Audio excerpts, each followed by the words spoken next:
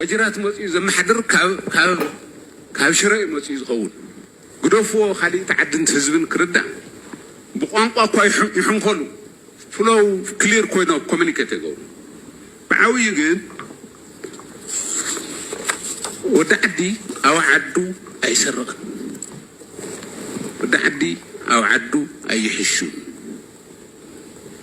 ጤና ይስጥልን እንደምሰነበታችሁ የሀገር ቤቱን ዜና ቀጥለን እናቀርባለን። መንግስት በሀገራችን እየተንሰራፋ ያለው ሙስና ለመዋጋት በጀመረው እንቅስቃሴ በመንግስት ሀብት ምዝበራ ተሳትፏል ያላቸውን ከፍተኛ የመንግስት ባለስልጣናትና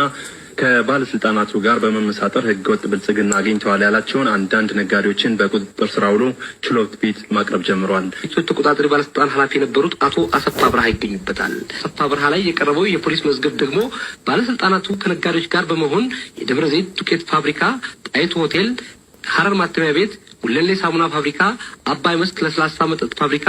አዲስ ለስላሳ መጠጥ ፋብሪካ፣ ቅዱስ ጊዮርጊስ ቢራ ፋብሪካ ከመንግስት ባለቤትነት ወደ ግል ይዞታነት በሽያጭ ሲዛወሩ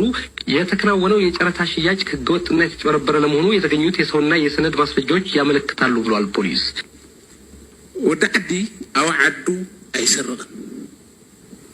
ወዳዕዲ አው ዓዱ አይሕሹን